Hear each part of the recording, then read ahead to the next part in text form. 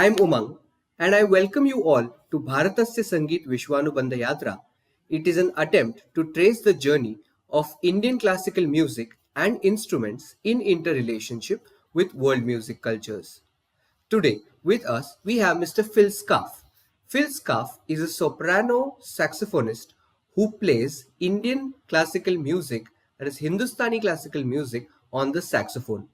Phill Scarff is pioneering the performance of North Indian classical music on soprano saxophone, exquisitely capturing the music's subtlety and depth. His performance at the famed Tansen Samaroh Gwalior with Saskia Rao De Haas was the highlight of the festival. Indian classical appearances include India's Nehru Centre, Bharatiya Vidya Bhavan, Dadar Matunga Cultural Centre, the ICCR Theatre, the India Habitat Centre, the Learn Quest Festival, the Dhwani Festival, and the Rocky Mountain Tyagaraja Utsavam, to name a few. Phill is a master jazz saxophonist and leads the world-acclaimed jazz ensemble Natraj and the Louis Porter Phill Scarff Group. World jazz appearances include India's Jazz Yatra, Prayojana International Music Festival, Ghana's Pan Fest, Boston Globe Jazz Festival. He is featured in over 40 acclaimed CDs and DVDs, including his Hindustani release Rag of the Radiant Moon and releases by Natraja, Ardra Varkar, Jazz Orchestra, and Jazz Composers Alliance Orchestra, and the Saxophone Quartet as well. So welcome, Philji. Thank you very much. Namaskar. I would like to add that this yatra is in association with the Ministry of Culture, Government of India. So it's an honor to have you on board, sir, to understand from you how you play Indian classical music on the saxophone. So let me begin this interview by asking you, what drew you to Indian classical music and how did you first start playing it on the saxophone? Sure. So, first of all, thank you for that very kind introduction. And I'm happy to be here with you today doing this interview. So, I was introduced to Indian classical music through my friend Warren Senders many years ago. We were, at the time, we were getting together and jamming. I had just recently moved to Boston, and we were getting together and jamming. He had been composing quite a bit of music, and so we were playing some of his compositions. And his compositions had influence from a number of types of world music, but including Hindustani music, which he had been studying for some time at that point. And but the more important thing for me was that the instructions for improvisation, he gave instructions for improvisation that were based on, I'll say, some concepts from raw grammar. And this kind of thing was completely foreign to me. As a jazz musician, I was very interested in, and I still am very interested in, different approaches to improvising and exploring improvisation. But I had never encountered this kind of thing before. So I found it very challenging and intriguing. And that's how I got my start. And then over time, I started listening to Indian classical music in recordings and concerts. And then after a few years, I decided I needed to start studying the music. And so that's really how my journey began. And I also knew from the beginning that my instrument in this lifetime is a saxophone. So whatever I'm going to explore in music, I'm going to be playing it on the saxophone. That is fantastic. That is fantastic. Now, I would like to ask you, did the pursuit of Indian classical music change something within you? Yeah, so there's one very interesting thing that I learned early in my study of Indian music. I started going to Pune to study. I had initially studied in Boston, then I decided I really needed to go to India to really understand the music in its cultural context and really immerse myself in this. So going to India and then meeting musicians in India and working with them as well, I learned a very interesting thing, which is that each of us has our own musical perspective that we have gotten from whatever music we've been listening to, probably from before we're born. And that forms our musical reference point.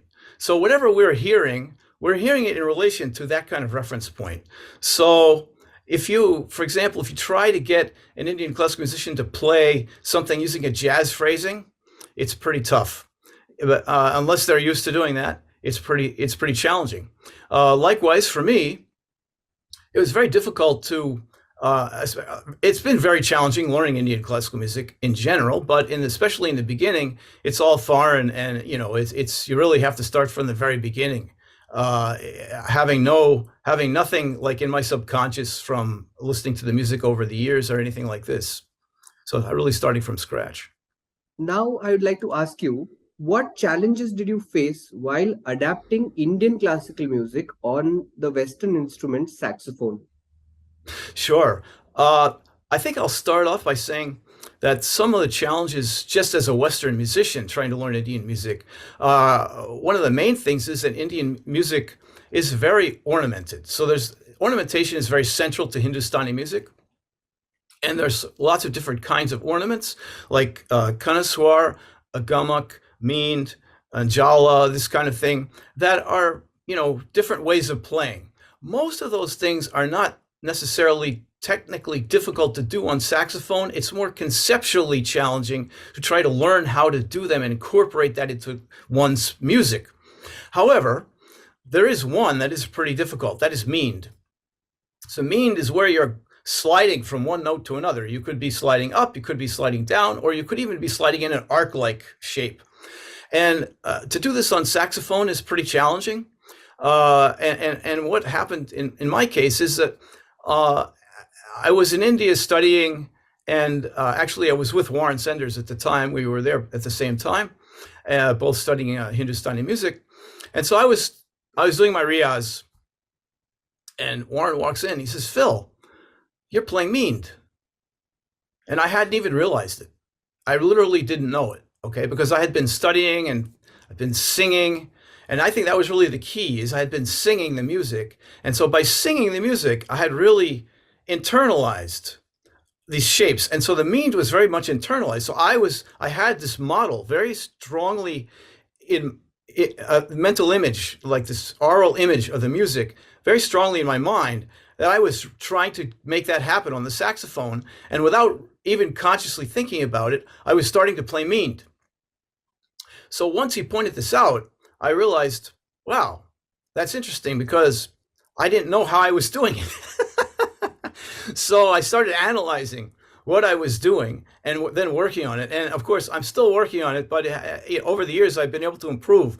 But it's quite challenging. So you have to do things like you have very slowly manipulate the keys. Normally, when you're playing saxophone, you're moving through passages, and basically you're opening or closing keys, and they're pretty much either open or closed. You're not really thinking about the transition from open to close or close to open. You're trying to make that happen fast.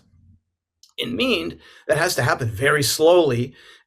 And the hardest part of that transition is where let's say you're going down. If you're going down, you have to close some keys, one or more keys.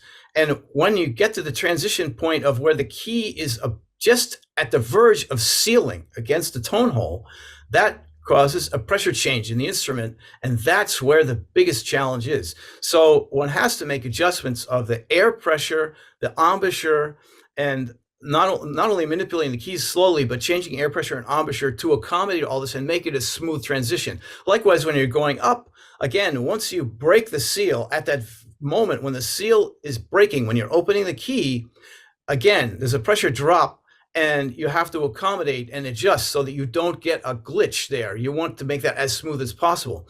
Even more challenging than this is when you have to play meend across the register break. When you're going from the low register to the high register of the instrument, where you go from all open to all closed, and now you're trying to play meend, that's even more difficult. So you have even more challenges to deal with in that situation as well. So that's really the hardest part in terms of the technical aspect of the music. Another thing I wanted to add, by the way, is my guru, Sriram Devastali, who is a vocalist, and I studied with him in Pune for many years. Towards the beginning of our journey of him teaching me Indian classical music, he said something like this. He said, "I'm giving you a lot of material, and I want you to practice it and learn it, and then you can go on improvising, and you'll know if it's right, if it sounds right." He says, you'll know if it's right if it sounds right. This goes back to my previous comment. And somehow that didn't seem right to me. I was struggling with that comment. I went home that night and I thought about it, and I realized that you know if it's right if it sounds right depends on your musical reference point. So my musical reference point is Western music and jazz and Western classical music. So what I think sounds right is what sounds right in relationship to that music. So I came back the next day and I said, Guruji, I've been thinking about your statement, and I think it applies to your students in India. Your students who are from India, that applies because they've grown up with this music and intuitively they can understand if it's right, if it sounds right. But I have not grown up with this music. I need to develop the intuition so I'll know if it's right, if it sounds right. And that is the challenge that we face. Now, after this interesting and intriguing information, I'd like to understand, how has Indian classical music influenced your own work as a composer, as a musician, and what aspects of it have you incorporated in your compositions? Sure. Well, I have for many years now have been working with the world jazz group Natraj, which was founded back in 1987, actually. So I do most of the composing for the group, and over the years, I have learned a lot about how to incorporate Indian classical music and actually music from other traditions as well, because I've also studied music from some West African traditions, from Ghana and so forth. So we incorporate these various things. I have also studied to some limited extent Carnatic music, and I've worked with quite a few Carnatic musicians over the years as well. So we incorporate influence from all of these traditions. And from Hindustani music, I can say, for example, I can write a melody that's based on a rag, but it may have a jazz feel. For example, I may assign roles to instruments. So in Hindustani music, the tal is kept by the tabla, usually. But in Natraj, we not only have tabla, we also have other percussion instruments. We have string bass. So we incorporate those instruments into the tal. So the bass line will reflect something about how the teka works. For example, it'll be a line that circulates and incorporates some of the aspects of the teka. And the drums will also reflect this as well. So those kind of things, we use that on a routine basis. Another thing is how the music develops from slow, low register, expanding the register, increasing the tempo, increasing the note density, these kind of things. This sort of developmental concepts, we incorporate those in our improvisation. We incorporate them in the compositions also. And let's see, what was the other thing I was going to say? So, oh yes, I wanted to touch on the mood. So in some cases, we also try to illustrate certain moods or present certain moods by how we compose the music and how we perform our improvisation as well. So those are some examples of how I'm using Hindustani music and incorporating into these kind of compositions. I also compose within the Hindustani tradition as well, but that's kind of a different thing altogether. But I'd just like to mention that. That was a very interesting take, and we would really like to hear your compositions in Hindustani classical music as well. To which I would like to ask you, how do you balance the traditions of Indian classical music with your own individual expression as a saxophonist?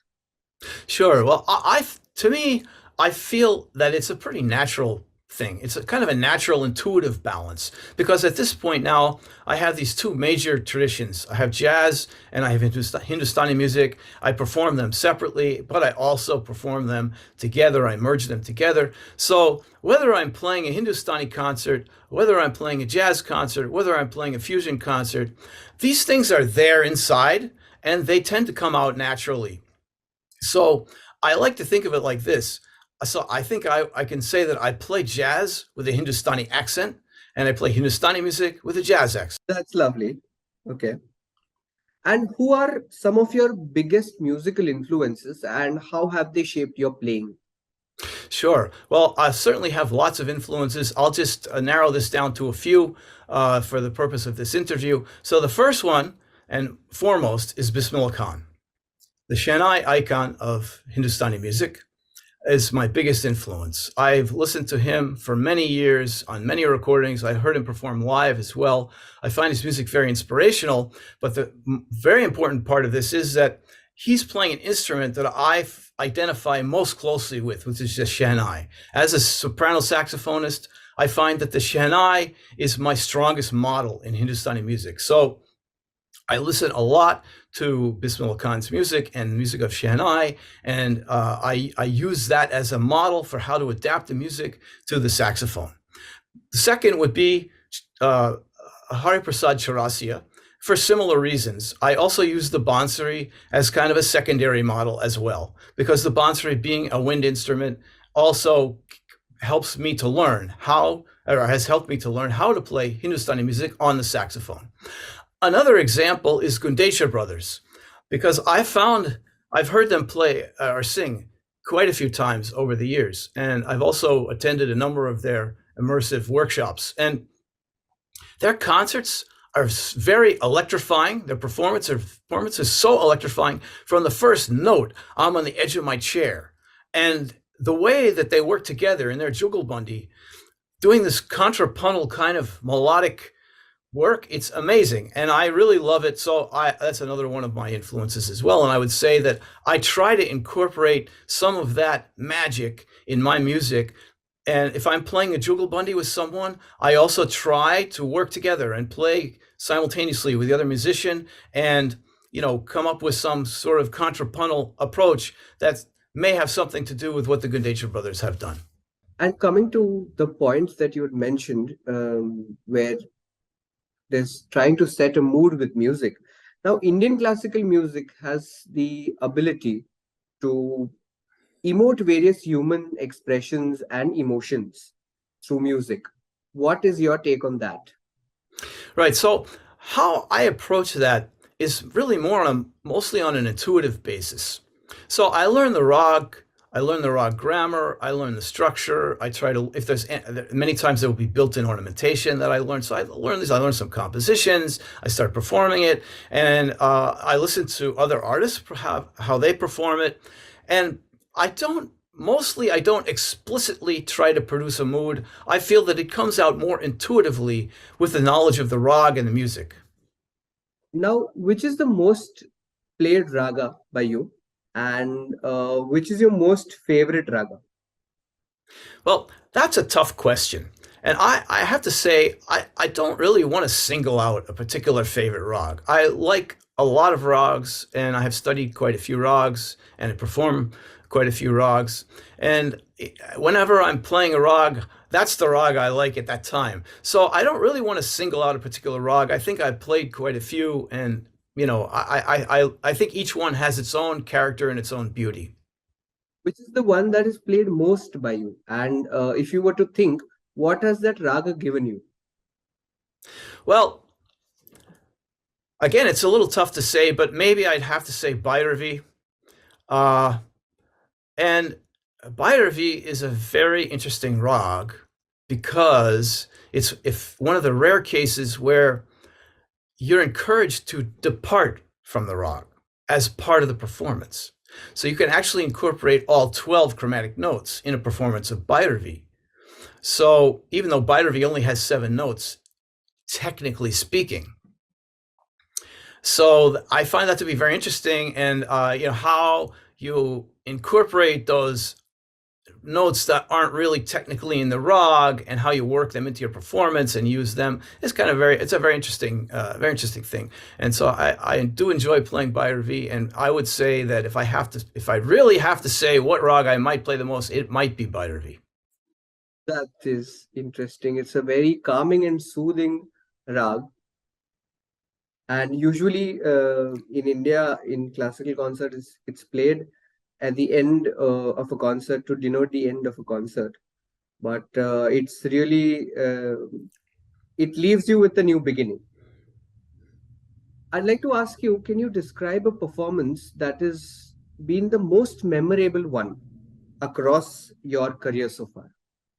Well, I think I'd like to answer this question by talking about collaborations, because I have had opportunities to collaborate with many artists, and I have certainly learned a lot through all these collaborations. So I'd like to briefly mention a number of collaborations that I have had the honor of being part of recently, and I'm limiting myself to recent collaborations and collaborators who I've worked with on multiple occasions, because there's so many collaborators. I think this will go on and on and on if I try to list everyone. So I'm going to limit myself to that list. First, I would like to mention the world jazz group Natraj.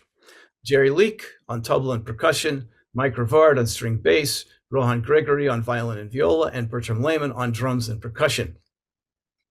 I play with these guys on a regular basis. I've worked with Natraj since we've started the band in 1987, as I mentioned, and three of us actually are founding members. Mike and Jerry and I are the founders from 1987, still playing together.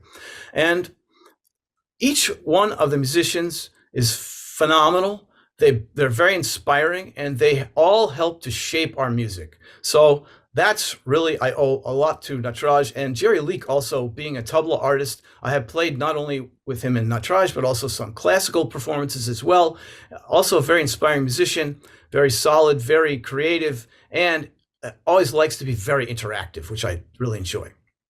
Next, I like to mention Lewis Porter, my co-leader of the Lewis Porter Phill Scarff group, who is a fantastic pianist and composer, very energetic performer, very inspiring performer, and very creative composer. And I've really enjoyed working with him over the past several years.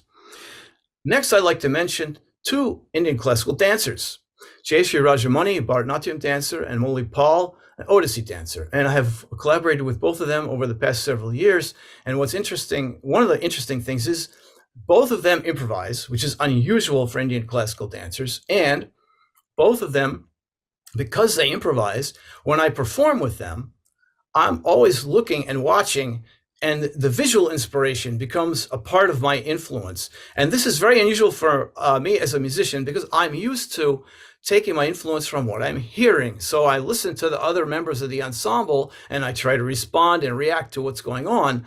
But now when I'm working with them, I watch them and I try to respond to the visual stimulus. So it brings a whole different element into the music.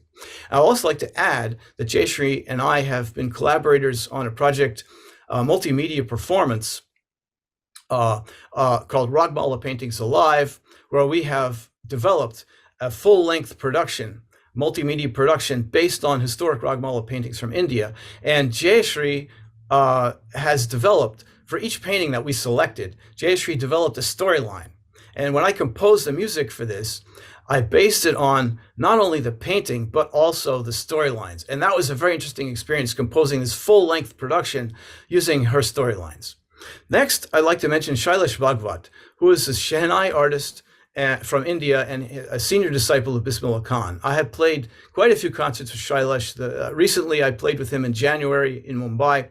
And I always find it very inspiring, and it's just fantastic experience to be able to sit on the stage and play with Shailesh and to work with a Shehnai artist, which is, like I said earlier, my primary model for how I approach playing the saxophone or playing Hindustani music on the saxophone. And next, I'd like to mention a recent collaborator, Anjan Saha, sitarist from Kolkata. And I recently gave a number of performances in the US with Anjan.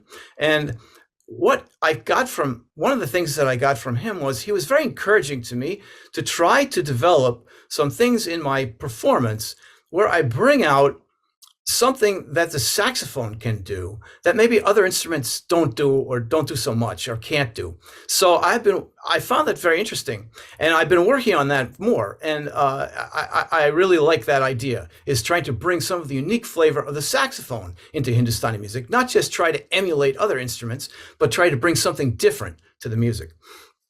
Another musician who I worked with Anjan is Arup Chattopadhyay, the tabla artist. And what I really enjoy about his playing, and what I've gotten a lot from him, is his very deep and like solid playing, and very relaxed, but at the same time, very intense.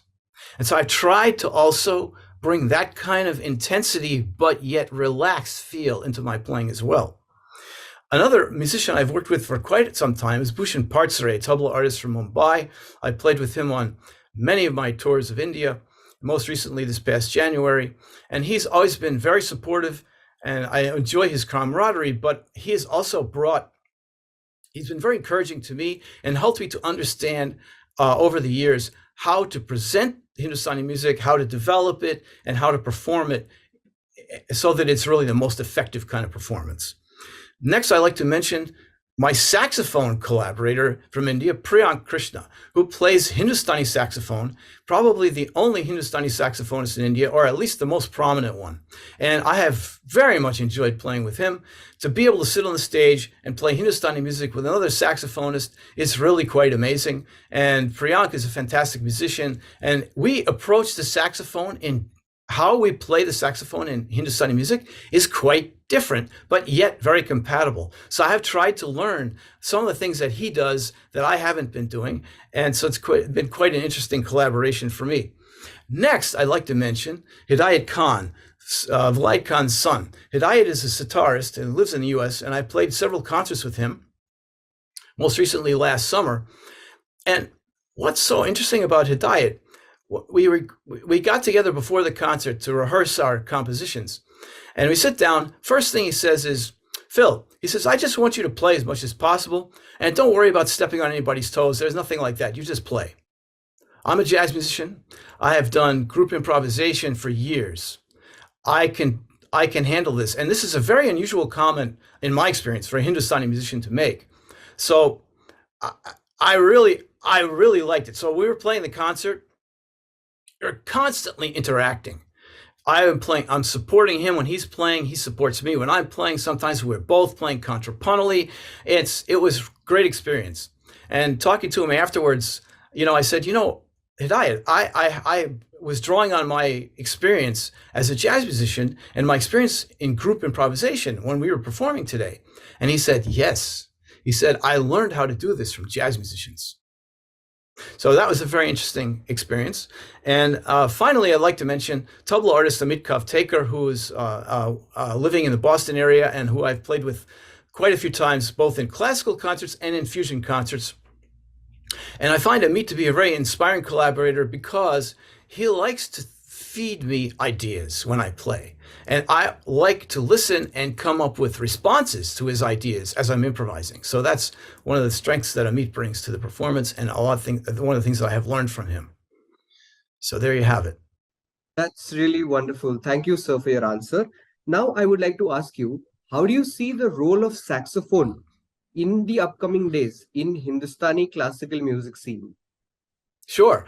Well, I certainly like to see the saxophone become more and more popular in Hindustani music. I would say perhaps as it has become in Carnatic music. Kadri Gopalnath really popularized it in Carnatic music, and there's so many people now who play Carnatic music on saxophone. I'd certainly like to see something similar happen in Hindustani music, where the saxophone becomes one of the featured instruments in this tradition. Thank you for such a wonderful answer. Now, sir, I would like to request you to play some music for us on the saxophone, where you can demonstrate the things that you have said in your answers as well. Sure, I'll be happy to do that. I'm going to demonstrate some of the things that I talked about regarding ornamentation and some of the patterns that we use in Hindustani music and how they work on saxophone. So I'm going to use Rag Bhagashri as my example.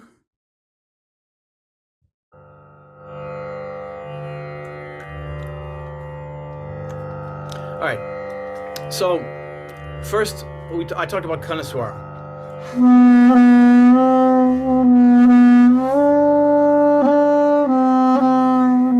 So these little things I'm doing, touching adjacent notes, that's called Kanaswara, which means neighboring tone.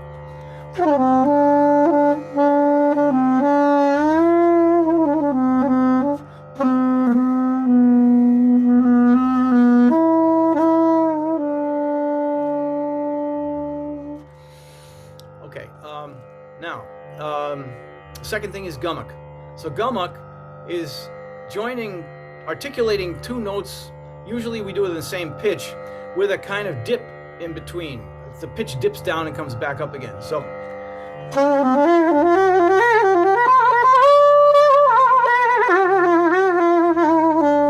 is an example of gamak.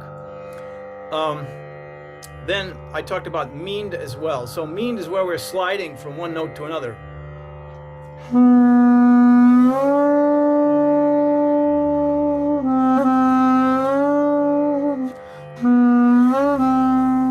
that's an example of an arc, up and back down.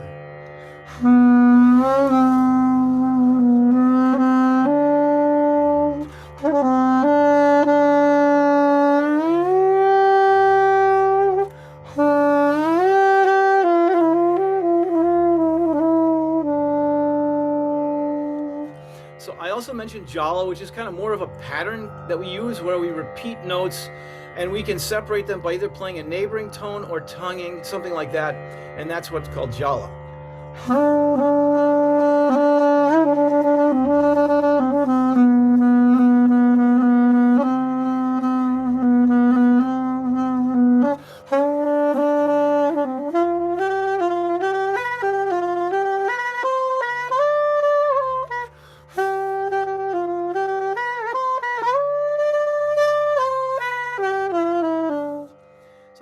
A few examples of ornamentation and various patterns we can use in Hindustani music played on the saxophone.